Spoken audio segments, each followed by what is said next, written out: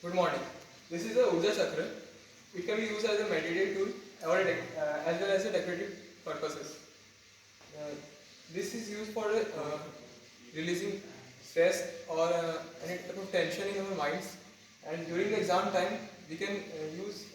To release the stress, we can use during the exam time. Students can use to release their stress, tension, and anxiety.